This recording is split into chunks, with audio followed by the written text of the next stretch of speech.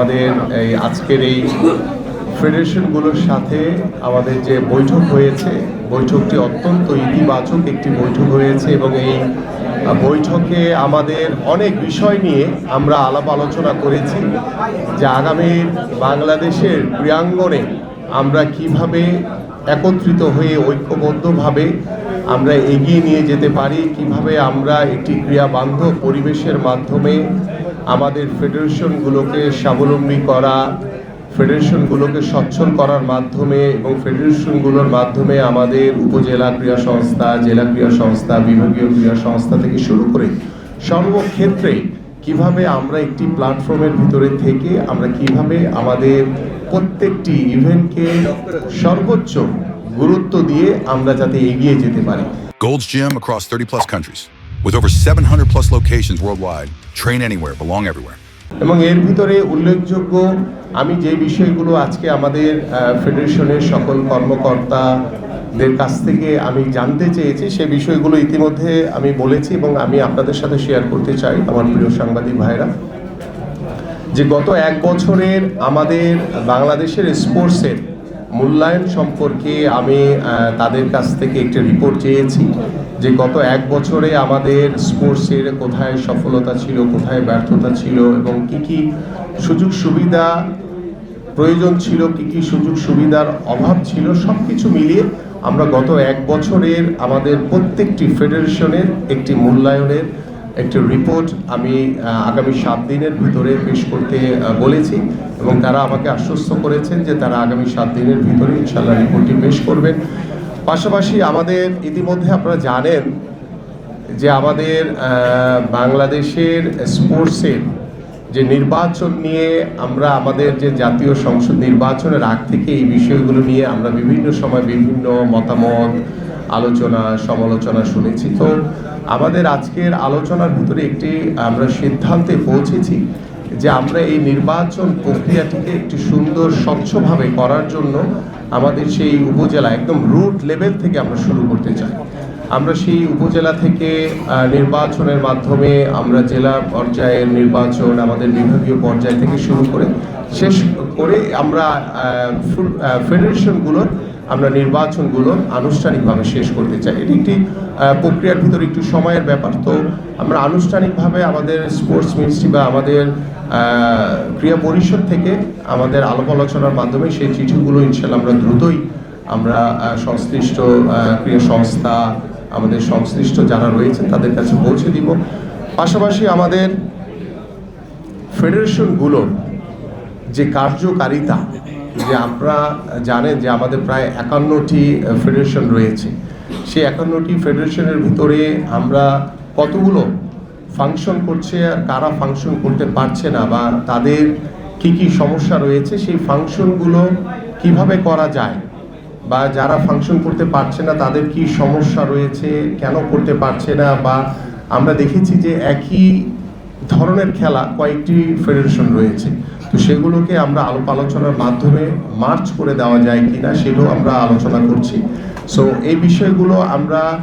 আস্তে আস্তে করে একটি একটি করে আলোচনার মাধ্যমে সেই কাজগুলো আমরা শেষ করতে চাই, কারণ কিছু কিছু জায়গায় আমাদের কিছু বিচার বিশ্লেষণ রয়েছে যে আমরা যেটা সঠিক বা যেটা আমাদের প্রায়োরিটি বেসে আমরা যেটাকে অগ্রাধিকার দিব, যে আমাদের আন্তর্জাতিক পর্যায়ে যে খেলাগুলোকে আমরা সামনের দিকে এগিয়ে নিয়ে যেতে পারলে আমরা আরও বেশি ভালো কিছু অর্জন করতে পারবো, সেই খেলাগুলোকে আমরা সর্বোচ্চ গুরুত্ব দিয়ে আমরা এগিয়ে যেতে চাই এবং অন্যান্য যে ফেডারেশনগুলো ঠিকমতো যারা ফাংশন করতে পারছে না তাদেরকেও আমরা বলবো যে এই খেলাগুলো হয়তো অনেক খেলা রয়েছে বাংলাদেশে একদমই নতুন, তো সেই খেলাগুলোকে কিভাবে আমরা একদম স্কুল লেভেল থেকে শুরু করে রুট লেভেল পর্যন্ত পৌঁছে দিতে পারি। কারণ আমরা চাই যে আমাদের এই বাংলাদেশ, আগামীর বাংলাদেশ গড়ার জন্য আমাদের মাননীয় প্রধানমন্ত্রী তিনি যেই কর্ম পরিকল্পনা করেছেন সেই কর্ম পরিকল্পনার বাস্তবায়নের লক্ষ্যে আমরা ইতিমধ্যে আমাদের প্রিয় সাংবাদিকদের সাথে বসেছি, তাদের সাথেও পরামর্শ করেছি, আমাদের আজকে ফেডারেশনগুলোর সাথে বসেছি এবং ফেডারেশনগুলোকে স্বাবলম্বী করার জন্য, তাদেরকে সচ্ছল করার জন্য এবং আমাদের যে স্পোর্টস গুডসগুলোর বিষয় নিয়েও আমরা এখানে আলোচনা করেছি যে এগুলোকে ট্যাক্স ফ্রি করে দেওয়া কিভাবে যায়, পাশাপাশি আমাদের স্পন্সরগুলোর যে কিছু ফান্ড রয়েছে, যে সিএসআর যে ফান্ড রয়েছে সেগুলোকে কিভাবে আমরা আমাদের মাননীয় অর্থমন্ত্রীর সাথে কথা বলে, আমরা আমাদের যে এমডিআর রয়েছে তাদের সাথে কথা বলে, কিংবা বাংলাদেশ ব্যাংকের সাথে কথা বলে কিভাবে আমরা সেই সিএসআর ফান্ড আমরা স্পোর্টসের জন্য আমরা কাজে লাগাতে পারি, সেই বিষয়গুলো নিয়ে আমাদের আলোচনা হয়েছে। পাশাপাশি আমাদের কিছু ফাইন্যান্সিয়াল কিছু কোম্পানি রয়েছে যারা হয়তো বা প্রতিনিয়ত,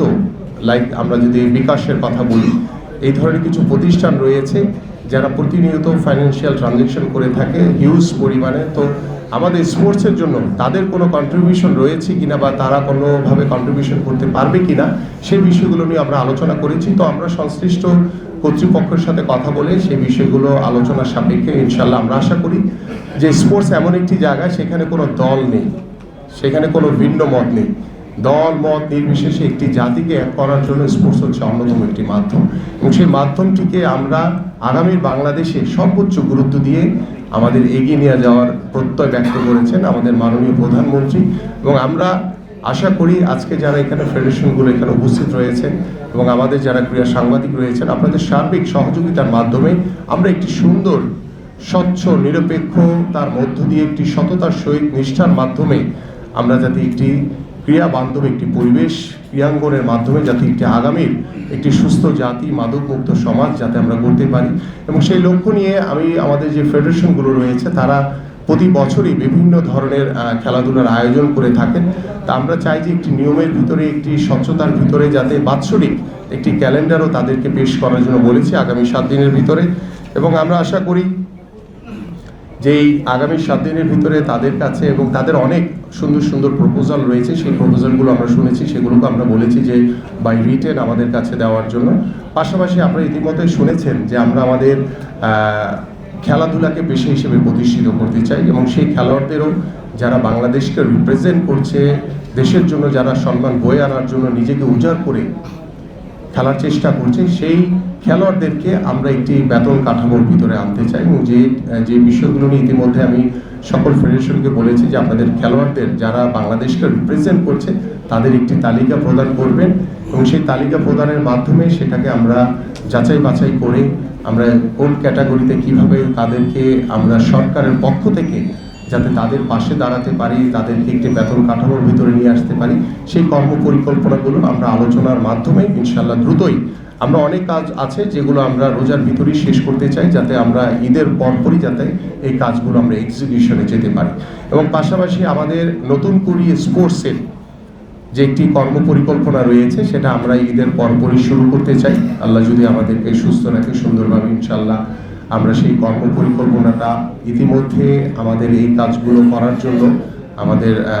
সংশ্লিষ্ট ক্রীড়া পরিষদ, আমাদের স্পোর্টস মিনিস্ট্রি এবং ফেডারেশন, আমাদের ক্রীড়া সাংবাদিক কিংবা আমাদের সাবেক খেলোয়াড় যারা রয়েছেন, সাবেক ক্রীড়া সংগঠক রয়েছেন, আমাদের ক্রীড়া সাংবাদিকরা রয়েছেন, সবার সাথে বসে আলোচনার মাধ্যমে আমরা সেই নতুন করে স্পোর্টসটি, যেটি আপনাদের অনেকেরই মনে আছে, যদিও আমার একদমই মনে নেই, আমি শুধু শুনেছি যে 80-র দশকে আমাদের শহীদ রাষ্ট্রপতি জিয়াউর রহমান তিনি নতুন করে একটি সাংস্কৃতিক একটি অনুষ্ঠান শুরু করেছিলেন, যার মাধ্যমে পরবর্তীতে অনেকেই বিনোদন জগতে তারা অনেকেই সমৃদ্ধশালী হয়েছিল। আমরা ঠিক নতুন করে স্পোর্টস এটি অনূর্ধ্ব 12 থেকে 14 বছরের আমাদের যারা প্রতিভাবান খেলোয়াড় রয়েছে প্রত্যেকটি তৃণমূলের পর্যায়ে তাদেরকে নিয়ে আমরা এই নতুন করে স্পোর্টসটি শুরু করব, এবং সেখানে সকল স্পোর্টসেরই সমান সুযোগ থাকবে, প্রত্যেকটি ইভেন্টকে নিয়ে আমরা শুরু করতে চাই। এভাবে আমরা বাৎসরিক একটি ক্যালেন্ডার সরকারিভাবে আমরা প্রদানের মাধ্যমে আমাদের যে খেলাধুলার যে ভবিষ্যৎ নিয়ে যে কর্ম পরিকল্পনা রয়েছে সেই পরিকল্পনাগুলো আমরা ইনশাল্লাহ বাস্তবায়ন করতে পারবো। সো আমি আর আজকের মতো এখানে শেষ করছি। আপনারা সবাই ভালো থাকবেন, সুস্থ থাকবেন, সবাইকে ধন্যবাদ। জি, আসসালামু আলাইকুম ওয়া রাহমাতুল্লাহি ওয়া বারাকাতুহু।